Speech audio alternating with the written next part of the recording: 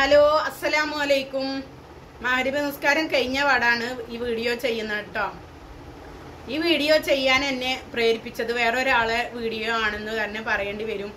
ഇസ്ലാമിനെ നിരന്തരം വിമർശിക്കുന്ന ഒരാളുണ്ടല്ലോ. അപ്പോൾ റീസെന്റ് അയാൾ ഇട്ടൊരു വീഡിയോന്റെ അകത്ത് ഞാൻ പേരൊന്നും പറയേണ്ട ആവശ്യമില്ലല്ലോ, നിങ്ങൾക്ക് അറിയാലോ. നിരന്തരം ഇങ്ങനെ ഇസ്ലാമിനെ വിമർശിക്കുന്നുണ്ടല്ലോ. അപ്പോൾ റീസെന്റ് ഇട്ട വീഡിയോന്റെ അകത്ത് ഒരാൾ വന്ന കമന്റാണ് എൻ്റെ കണ്ണ് നനയിച്ചത് കേട്ടോ. എന്താന്ന് വെച്ചാല് അതിൽ കമന്റ് ഇട്ട ആളുടെ കൂട്ടുകാരന് പ്രവാസികളാണ്. അപ്പോൾ അയാൾ പറയുന്നു 18 വർഷമായിട്ട് അവന് സ്ഥിരമായിട്ട് നിസ്കരിക്കലും നോമ്പ് നോൽക്കലും എല്ലാം ഉണ്ടായിരുന്ന ഒരു വ്യക്തിയായിരുന്നു.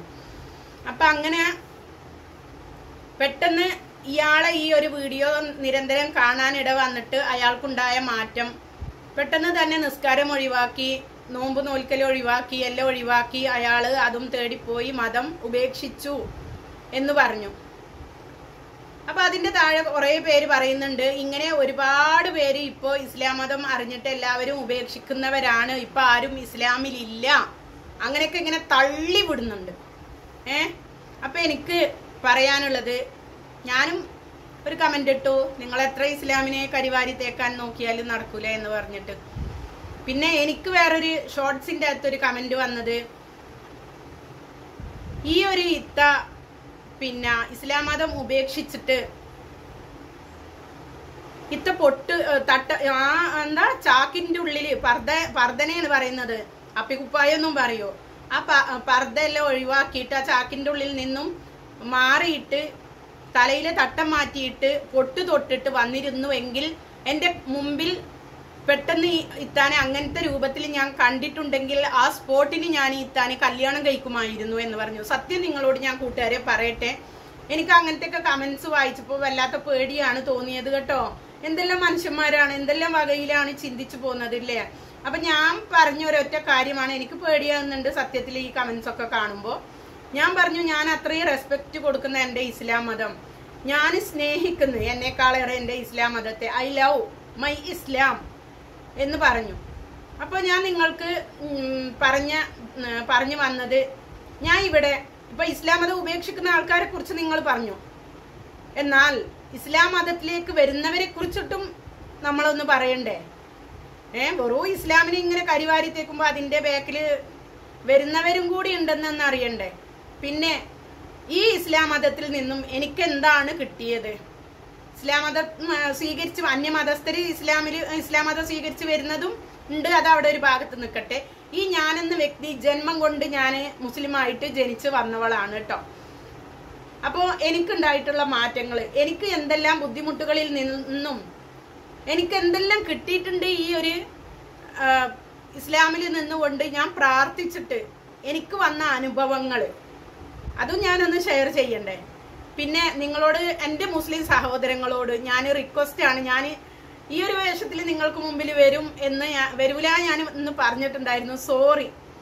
സത്യം പറഞ്ഞാലും ഇനിയൊരു വേഷം മാറ്റിയിട്ട് വീഡിയോ എടുക്കാനൊന്നും കഴിയുന്നില്ല, നോമ്പായിട്ട് തളർന്നു. നിസ്കാരം കഴിഞ്ഞ് ഇവിടെ ഇരുന്നതാണ്, മക്കള് സ്റ്റാൻഡും ഫോണെല്ലാം ഇവിടെ കൊണ്ടുതന്ന് ഇവിടെ തന്നെ ഇരുന്നതാണ്, വേറൊരു ദുരുദ്ദേശവും ഇല്ല കേട്ടോ. അതുകൊണ്ട് ഞാൻ വീണ്ടും പറയാം, എന്നോട് ക്ഷമിക്കണം എന്ന് അപേക്ഷിക്കുകയാണ് ഈ വേഷത്തിൽ വന്നതുകൊണ്ട്. പിന്നെ അപ്പൊ എനിക്ക് നിങ്ങളോട് പറയാനുള്ളത്, എനിക്കുണ്ടായ അനുഭവം എന്താണെന്ന് വെച്ചാൽ, കഴിഞ്ഞ കൊല്ലം ഞാൻ അത്രയും പരീക്ഷണ ഘട്ടങ്ങളിലൂടെ, കഴിഞ്ഞ കൊല്ലം അതിന്റെ മുന്നത്തെ കൊല്ലമല്ല, ഒരു 4 വർഷം മുമ്പേ ഒരു ഡിപ്രഷൻ മോഡിലായിരുന്നു ഞാൻ കേട്ടോ. അന്നേരം 1 വർഷം കരഞ്ഞു കുത്തിരുന്നിട്ടുണ്ട്. കാരണം എന്താന്ന് എനിക്കത് നിങ്ങൾക്ക് മുമ്പിൽ തുറന്നു പറയാൻ പറ്റൂല, പേഴ്സണൽ കാര്യമാണ്. അപ്പൊ അതുകൊണ്ട് തന്നെ ഞാൻ പറയുന്നില്ല. അത്രയും എന്നെ ബാധിച്ചൊരു കാര്യമാണ് കേട്ടോ. ഡിപ്രഷൻ മോഡിലായിരുന്നു ഞാൻ. അപ്പൊ ആ ഡിപ്രഷൻ മോഡിൽ ഞാൻ 1 വർഷം നിരന്തരം കരഞ്ഞിരുന്നിരുന്ന ഒരു വ്യക്തിയാണ്. ആ കാര്യം തന്നെ ചിന്തിച്ചിട്ട് അത് പറയുമ്പോഴത്തേക്ക് ഇപ്പോഴും കണ്ണീര് വരും കേട്ടോ. അപ്പൊ അങ്ങനെ ഇപ്പൊ ഞാൻ ഹാപ്പിയാണ്, എല്ലാം കൊണ്ടും ഞാൻ ഹാപ്പിയാണ്. പക്ഷെ ആ സമയത്ത് ഞാൻ വല്ലാത്തൊരു അങ്ങനത്തെ ഒരു ഡിപ്രഷൻ മോഡ് തന്നെ ആയിരുന്നു. ഞാനൊക്കെ എത്ര എൻ്റെ ചെറിയ മോളൊക്കെ ഗർഭിണിയായ സമയത്ത് ഗർഭം തൊട്ടിട്ട് പ്രസവം കഴിഞ്ഞിട്ടും എല്ലാം അതിനുശേഷം ഞാൻ പറഞ്ഞില്ലേ ഒരു വർഷം 1.5 വർഷക്കാലം ഞാൻ ഡിപ്രഷൻ മൂഡിലായിരുന്നു. ഒരേ ഇതിൽ ഞാൻ കരഞ്ഞ് നമ്മൾ എങ്ങനെയാന്ന് വെച്ചാൽ നമ്മൾ അങ്ങനത്തെ ഒരു സ്റ്റേജിൽ എത്തുന്ന സമയത്ത് നമുക്ക് നിസ്കരിക്കാൻ തോന്നൂല. നമ്മൾ അത്രയും അള്ളാഹുവിൽ ഭാരമേൽപ്പിച്ച് നമ്മൾ എന്തെല്ലാം ഉണ്ടാകുമ്പോൾ നമുക്ക് എന്തെങ്കിലും ശരിക്കും ഈമാനുള്ള ഒരു വ്യക്തി പരീക്ഷണങ്ങൾ വരുമ്പോൾ കുറച്ചും കൂടി നമ്മൾ പ്രാർത്ഥനയ്ക്ക് മുൻതൂക്കം കൊടുക്കും അല്ലേ. പക്ഷെ ആ ടൈമിലൊക്കെ എനിക്ക് എന്താണെന്നറിയില്ല, ഞാൻ കുറച്ച് ബാക്കോട്ട് അടിച്ച് പിന്നെ എനിക്ക് ഒരു ഗുളിയാളം പോലെ എൻ്റെ മനസ്സിൽ എന്തുകൊണ്ട് ഞാൻ എൻ്റെ റബ്ബിനെ മറക്കുന്നു, എന്തുകൊണ്ട് എൻ്റെ റബ്ബിനെ ഞാൻ ഭാരം ഏൽപ്പിച്ചു കൂടാ എന്നുള്ളൊരു വെളിപാട് തന്നെ പറയാ എൻ്റെ ബുദ്ധിയിൽ അങ്ങനെ തോന്നി. പക്ഷെ ഞാൻ എൻ്റെ റബ്ബിനെ അങ്ങ് വിട്ടുകൊടുത്തു. വരുന്നിടത്ത് വെച്ച് കാണാം, സത്യം വരുന്നിടത്ത് വെച്ച് കാണാം. അങ്ങനെ വിചാരിച്ചിട്ട് ഞാൻ ഫുള്ള് റബ്ബിലേക്ക് തവക്കല് കൊടുത്തു. ഉള്ള സത്യം പറയും നിങ്ങളോട്. അങ്ങനെ തവക്കല് കൊടുത്ത ഇതില് ഞാൻ പറയട്ടെ, ഞാൻ മനസ്സുകൊണ്ട് ഞാൻ വിചാരിച്ചൊരു 3 മാസത്തിന്റെ ഉള്ളിൽ ഞാൻ വിചാരിച്ച കാര്യം എൻ്റെ റബ്ബ് ഞാൻ പ്രാർത്ഥിച്ച പ്രാർത്ഥനക്ക് എൻ്റെ റബ്ബ് ഉത്തരം നൽകുന്നത് ഒരു 3 മാസത്തിന്റെ ഉള്ളിലായിരിക്കാം. സ്വീകരിച്ചിട്ടുണ്ടെങ്കിൽ അത് കാണാം. നമ്മൾ അങ്ങനെ ഒരു പ്രതീക്ഷ വെക്കുമല്ലോ, സ്വീകരിച്ചിട്ടുണ്ടെങ്കിൽ അത് കാണാം എന്നുള്ളൊരു പ്രതീക്ഷ എൻ്റെ ഉള്ളിലുണ്ടായിരുന്നു. പക്ഷേ 3 മാസമൊന്നും പോയില്ല. അതിനു മുമ്പേ തന്നെ ഞാൻ വിചാരിച്ച കാര്യം നടന്നു എന്നുള്ളതാണ് കേട്ടോ. അങ്ങനെ ഞാൻ ആ ഡിപ്രഷൻ മോഡ് മാറിയത് നിങ്ങൾക്കറിയണ്ടേ. അങ്ങനെ ഡിപ്രഷൻ മോഡിലിരിക്കെ ഞാനിങ്ങനെ എന്തുകൊണ്ട് ഇങ്ങനെ അള്ളാഹുവിലേക്ക് തവക്കൽ ചെയ്തു ഒന്നും കൂടി പ്രാർത്ഥന കുറച്ചും കൂടി അധികരിപ്പിച്ചു കൂടാ, നിസ്കാരം പിന്നെ അതിന്റെ മുറ പോലെ ചെയ്തുകൂടാ, ഓതുന്ന കാര്യത്തിലായിക്കോട്ടെ നമ്മൾ നീയത്താക്കിയിട്ട് പല സൂറത്തുകൾ നീയത്താക്കിയിട്ട് നമ്മൾ ഓതിയാൽ നമ്മളെ കാര്യം സാധിക്കാൻ അങ്ങനെയൊക്കെ ഉണ്ട് കേട്ടോ. അപ്പോൾ അതൊക്കെ ചെയ്തുകൂടാ. അങ്ങനെയൊക്കെ ഞാൻ ഓരോന്ന് ഞാൻ ചെയ്തു. ഖുർആനിലില്ലാത്ത ഒന്നുമില്ല കേട്ടോ. പരിഹാരം ഖുർആൻ കൊണ്ട് ശിഫ കിട്ടാത്തവന് വേറെ എവിടെയും കൊണ്ടും ശിഫ കിട്ടൂല എന്നുള്ളതാണ് റബ്ബ് നമ്മളോട് പറഞ്ഞിട്ടുള്ളത്. അപ്പൊ അത് ശരി തന്നെയാണ് കേട്ടോ. എനിക്ക് അനുഭവം നല്ലവണ്ണമുണ്ട്. അപ്പൊ ഞാനത് നീയത്താക്കിയിട്ട് ഞാൻ ചെല്ലാൻ തുടങ്ങി. എനിക്ക് 3 മാസമൊന്നും കഴിഞ്ഞിട്ടില്ല. ഞാൻ എന്ത് പ്രശ്നത്തിലാണോ അകപ്പെട്ടത്, ഞാൻ എന്ത് കാരണത്തിലാണോ 1.5 വർഷക്കാലത്തോളം കരഞ്ഞോണ്ടിരുന്നിരുന്നത്, ആ പ്രശ്നത്തിന് എനിക്കൊരു അറുതി വന്നു എന്നുള്ളതാണ്. ഇപ്പൊ അൽഹംദുലില്ലാ ഇപ്പൊ ആ ഒരു പ്രശ്നം ഞാൻ ചിന്തിച്ചാൽ കൂടി എനിക്ക് നെവർ മൈൻഡ് ആണ്. അപ്പൊ അത്രത്തോളം എൻ്റെ മനസ്സിന് കരുത്ത് എൻ്റെ റബ്ബ് തന്നിട്ടുണ്ട്. അതെന്താണെന്ന് പേഴ്സണൽ കാര്യമാണ്. അതുകൊണ്ടാണ് എൻ്റെ സുഹൃത്തുക്കളോട് ഞാൻ പറയാൻ ഇഷ്ടപ്പെടാത്തത്. അപ്പൊ ആ ഒരു ടൈമിൽ ഞാൻ അതിന്നൊക്കെ റിക്കവറായി വന്നത് എൻ്റെ പ്രാർത്ഥന മൂലമാണെന്ന് ഞാൻ വിശ്വസിക്കുന്നു കേട്ടോ. എൻ്റെ വിശ്വാസം തെറ്റിയിട്ടില്ല. അതേപോലെ തന്നെ കഴിഞ്ഞ വർഷം ഞാൻ പറഞ്ഞല്ലോ, കഴിഞ്ഞ വർഷം അതെല്ലാം കഴിഞ്ഞിട്ട് പിന്നെ കഴിഞ്ഞ വർഷം എനിക്ക് മെന്റലി ഫിസിക്കലി ഫിനാൻഷ്യലി സ്റ്റേബിൾ ആയിരുന്നില്ല. ഭയങ്കര എന്താ പറയാ റഫായിട്ട് ഭയങ്കര ഇതിലുള്ള ബുദ്ധിമുട്ടിലായിട്ട് പോയിക്കൊണ്ടിരുന്ന ഒരു വർഷമായിരുന്നു.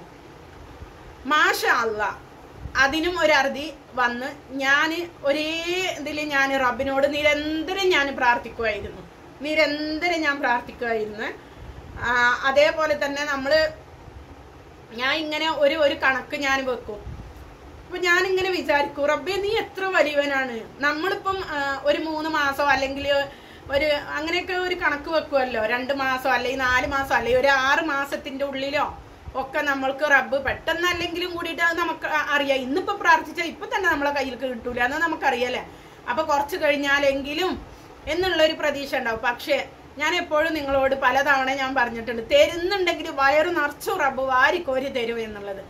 അപ്പൊ ഞാൻ ബുദ്ധിമുട്ടിലായിരിക്കുന്ന സമയത്ത് എൻ്റെ റബ്ബ് അതിലും എനിക്ക് തുണയാക്കിയിട്ടുണ്ട്. ഇപ്പൊ മാഷാ അല്ലാഹ് എന്ന് പറയാം. ഞാൻ വളരെ ബുദ്ധിമുട്ടിലായിരുന്ന ആ സമയത്ത് ഞാൻ എന്താണോ പ്രാർത്ഥിച്ചത്, ഞാൻ എൻ്റെ മനസ്സിൽ എന്താണോ കരുതിയത്, അതെല്ലാം ഞാൻ ആ കരുതിയ കാര്യങ്ങളൊക്കെ എനിക്ക് റബ്ബ് നേടിത്തന്നിട്ടുണ്ട്. അത് പ്രധാനമായിട്ടും ഞാൻ പറയട്ടെ, ഖുർആന് ഞാൻ നല്ലവണ്ണം ഞാൻ ഓതിയിരുന്നു കേട്ടോ. അപ്പൊ ഓരോരുത്തർ പറയും നിങ്ങൾ അർത്ഥം അറിഞ്ഞിട്ടാണോ, നിങ്ങൾ അതിന്റെ അർത്ഥം അർത്ഥങ്ങൾ ഞാൻ നിങ്ങളോട് സുഹൃത്തുക്കളെ പറയട്ടെ, അർത്ഥം നിങ്ങൾ വിപരീത വ്യാഖ്യാനങ്ങൾ കൊണ്ടുവന്നാൽ അതിനേ നേരുണ്ടാവുള്ളൂ, അതിനേ നേരുണ്ടാവുള്ളൂ. നല്ല നിലയിൽ ചിന്തിച്ചു കഴിഞ്ഞാൽ അത് നല്ലതായിട്ട് തന്നെ വരും. ഒരു 3 മാസം തുടർച്ചയായിട്ട് നിങ്ങളൊന്ന് ഓതി നോക്ക്. പോട്ടെ, ഞാൻ പറഞ്ഞില്ലേ, എനിക്ക് ഏറ്റവും ഉത്തരം കിട്ടിയൊരു സൂറത്ത് എന്ന് പറഞ്ഞാൽ ഫത്ഹ് സൂറത്താണ് കേട്ടോ. ഇന്നാ ഫതഹ്നാലക ഫത്ഹം മുബീന എന്നുള്ള സൂറത്ത് ഭയങ്കരമായിട്ട് യാ ഫത്താഹു യാ അല്ലാ എന്നുള്ള ഒരു ദിക്റും അത് ഞാൻ മറക്കൂല. എൻ്റെ റബ്ബ് എന്നെ അത്രയും എന്നെ സഹായിച്ചിട്ടുണ്ട്, എൻ്റെ കൂടെ നിന്നിട്ടുണ്ട്. നമ്മൾക്ക് അനുഭവം വരുമ്പോഴല്ലേ നമ്മൾ പഠിക്കുള്ളൂ, അല്ലേ കൂട്ടരെ?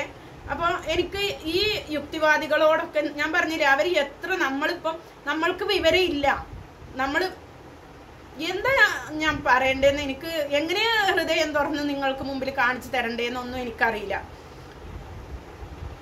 പലതും ഇസ്ലാമിനെ പറ്റിയിട്ട് പറയുന്നുണ്ട്. എൻ്റെ പേഴ്സണലി ഞാൻ പറയാം, എനിക്ക് നല്ലവണ്ണം എൻ്റെ റബ്ബ് ഞാൻ പ്രാർത്ഥിച്ചതിനെല്ലാം അതിൻ്റെ അപ്പുറം ഞാൻ മനസ്സിൽ കണ്ടതിനേക്കാളേറെ ഇതാ നിസ്കാരപ്പായിൽ ഇരുന്നു കൊണ്ടാണ് ഞാൻ സംസാരിക്കുന്നത്. മനസ്സിൽ കണ്ടതിനേക്കാളേറെ ഇന്ന് എൻ്റെ റബ്ബ് എനിക്ക് തന്നിട്ടുണ്ട്.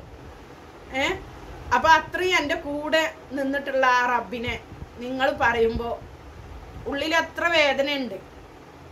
പക്ഷെ ക്ഷമിക്കുന്നവൻ റബ്ബാണ്, അല്ലേ? എല്ലാം കാണുന്നവനും കേൾക്കുന്നവനും അറിയുന്നവനും റബ്ബാണ്. എൻ്റെ നോട്ടം നിന്റെ ഹൃദയത്തിൽ കാണുക എന്നാണ് റബ്ബ് നമ്മളോട് പറഞ്ഞിട്ടുള്ളത്. അപ്പോൾ അത് ചിന്തിക്കുന്നവർക്ക് ദൃഷ്ടാന്തമുണ്ട്. അത് മാത്രമേ ഉള്ളൂ എനിക്ക് പറയാൻ. പിന്നെ ഇസ്ലാം എൻ്റെ പേഴ്സണൽ കാര്യങ്ങളാണ് ഇപ്പോൾ ഞാൻ നിങ്ങൾക്ക് മുമ്പിൽ പറഞ്ഞു. പിന്നെ ഇസ്ലാം മതം എല്ലാവരും വിട്ടുപോകുന്നു എന്ന് പറഞ്ഞല്ലോ. അപ്പോൾ ഒരു സ്ത്രീ ആയി കിടക്കുന്ന ഒരു യുവതി പറയുന്ന കാര്യങ്ങൾ അതൊന്നും നിങ്ങൾ കേൾക്കൂട്ടോ. നമ്മുടെ എല്ലാവരുടെയും പാവങ്ങൾ പൊറുക്കണം, അല്ലാഹു നമ്മളെ സഹായിക്കട്ടെ എന്നൊക്കെ പ്രാർത്ഥിച്ചുകൊണ്ട് ഞാൻ എൻ്റെ റമദാനിന്, കഴിഞ്ഞ വർഷത്തെ എൻ്റെ റമദാനിന് എനിക്ക് സംഭവിച്ച ഒരു കാര്യം, എൻ്റെ ലൈഫിലെ ഒരു മിറാക്കുലസ് മൂമെന്റ്, അഥവാ എൻ്റെ ലൈഫിലെ ഒരു മിറാക്കിൾ എന്ന് വേണമെങ്കിൽ പറയാം, അതിനെപ്പറ്റി ഒന്ന് സംസാരിക്കണം എന്ന് എനിക്ക് തോന്നി, അതൊന്ന് ഷെയർ ചെയ്യണമെന്ന് തോന്നി. അതുകൊണ്ടാണ് ഞാൻ ഇപ്പോൾ ഈ വീഡിയോ എടുക്കുന്നത്. എൻ്റെ പേര് മെർലിൻ മാത്യു. ഞാനൊരു റിവേർട്ടാണ്. പണ്ട് എൻ്റെ പേര് മെർലിൻ മാത്യു എന്നായിരുന്നു. ഞാനൊരു ക്രിസ്ത്യാനിയായിരുന്നു. പിന്നീട് ഞാൻ മതം മാറി. ഞാൻ നഴ്സിംഗ് പഠിക്കുമ്പോഴാണ് ഞാൻ മതം മാറുന്നത്. അപ്പോൾ എന്നെ അറിയത്തില്ലാത്തവർക്ക് വേണ്ടിയിട്ടാണ് കേട്ടോ ഇതൊക്കെ പറയുന്നത്. അപ്പോൾ അറിയാവുന്ന കുറേ ആൾക്കാർ കാണും, എത്ര ആൾക്കാർ ഈ വീഡിയോ കാണുമെന്ന് അറിയില്ല. അപ്പം ഞാൻ എന്താണ് ഈ പറയാൻ പോകുന്നതിനെ കുറിച്ചുള്ള ഒരു ഇൻട്രൊഡക്ഷൻ, ഞാൻ ആരാണെന്ന് അറിഞ്ഞാലേ നിങ്ങൾക്ക് അതെന്താണെന്ന് മനസ്സിലാവുള്ളൂ. അതുകൊണ്ട് മാത്രമാണ് ഇത് പറയുന്നത് കേട്ടോ. അപ്പോൾ അങ്ങനെ ഒരു റിവേർഷൻ സ്റ്റോറിയാണ് എൻ്റെ ലൈഫ് എന്ന് പറയുന്നത്.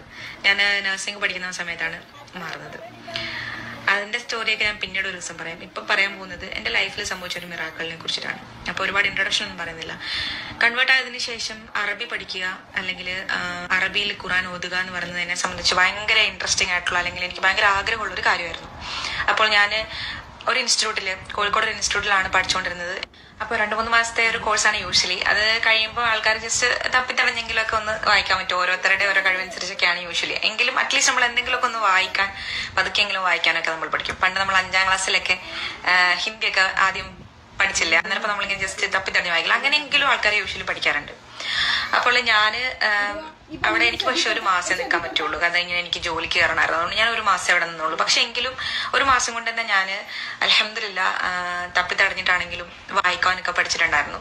അപ്പോൾ വലിയ കുഴപ്പമില്ലാതെ ഇങ്ങനെ വായിക്കും. ജസ്റ്റ് ക്രിസ്ത്യൻ യുവതിയാണ് അല്ലേ, അത് ഇസ്ലാമിലേക്ക് വന്ന കാര്യങ്ങളാണ് അത് പറയുന്നത്.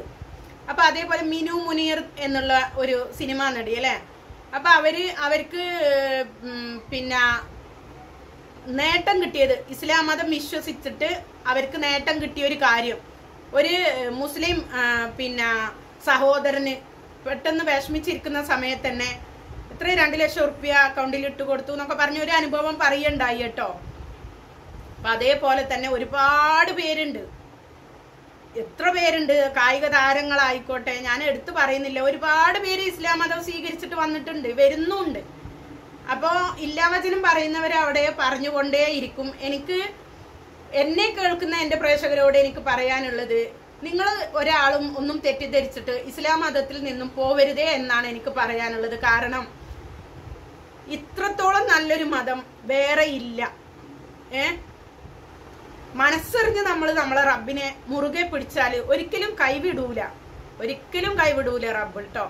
അതിന് ഉദാഹരണം ഞാൻ തന്നെയാണ്. കാരണം മരണത്തിന്റെ വക്കിലെത്തിയിരിക്കുന്ന ഞാൻ ഇങ്ങനെ നിങ്ങളോട് സംസാരിക്കണമെങ്കിൽ അതെനിക്ക് തുറന്നു പറയാൻ പറ്റാത്തതിനെ കൊണ്ടാണ്. അത്രയും അങ്ങനത്തെ ഒരു മോഡിലെത്തിയിരുന്ന ഞാനാണ്. അപ്പോൾ ഇങ്ങനെ ഞാൻ ഇരുന്ന് നിങ്ങളോട് സംസാരിക്കുന്നുണ്ടെങ്കിൽ ഒരൊറ്റ ആളെ കഴിവാണത്, എൻ്റെ റബ്ബിൻ്റെ. നമ്മൾക്ക് ചില സമയങ്ങളിൽ നമ്മളെ കാര്യങ്ങൾ വേറൊരാളോട് തുറന്നു പറയാൻ കഴിയൂല, സത്യമാണ്. സ്വന്തക്കാരോട് തുറന്നു പറയാൻ കഴിയൂല. പക്ഷെ നമുക്ക് നമ്മുടെ റബ്ബിനോട് പറയാം, എന്തും പറയാം അല്ലേ? ഏത് പാതിരാക്കും പറയാം. ഏത് പാതിരാക്കും എണീച്ച് 2 റക്അത്ത് സുന്നത്ത് നിസ്കരിച്ച് നമുക്ക് പറയാം. ആ സ്പോട്ടിന് നമുക്ക് ഉത്തരം കിട്ടും എന്നുള്ളതാണ്. അതൊക്കെ എനിക്ക് അനുഭവം ഉണ്ടായിട്ടുണ്ട്. എനിക്ക് കഴിഞ്ഞത് പറയുമ്പോൾ എനിക്ക് കണ്ണുനീര് വരും. അപ്പൊ അതാണ് ഞാൻ പറഞ്ഞത്, നമുക്ക് റബ്ബുണ്ട്. ആ ഒരൊറ്റ ചിന്ത നിങ്ങൾ മനസ്സിൽ കൊടുത്താൽ മതി. ഞാൻ എന്തിനു വിഷമിക്കണം, എനിക്ക് എൻ്റെ റബ്ബുണ്ടല്ലോ എന്ന് ചിന്തിച്ചാൽ മതി. പിന്നെ ഓരോരുത്തർ ഇസ്ലാം മതത്തെ തന്നെ, ഞാനൊരു ഇസ്ലാം ആയതിനെ കൊണ്ട് തന്നെയാണ് ഞാൻ വെളുപ്പിക്കാൻ നിൽക്കുന്നത്. എൻ്റെ മതത്തെ ഒരാൾ ഇങ്ങനെ അവഹേളിക്കുമ്പോൾ എനിക്ക് സഹിക്കാൻ കഴിയൂല. എനിക്ക് അനുഭവമുണ്ട്, അതുകൊണ്ടാണ് പറയുന്നത്. അതുകൊണ്ട് നിങ്ങൾ ആരും ഒരാളെ വാക്ക് കേട്ടിട്ട്, മുഅ്മിനീങ്ങൾ ഒരാളെ വാക്ക് കേട്ടിട്ട് ഇസ്ലാം മതത്തിൽ നിന്നും പോവാൻ നിൽക്കരുത്. എന്ത് തന്നെ ആയാലും, എന്ത് പരീക്ഷണ ഘട്ടങ്ങളായി കഴിഞ്ഞാലും നമുക്ക് ആ സമയത്ത് നമുക്ക് ചിലപ്പം മനസ്സ് പതറിപ്പോവാം.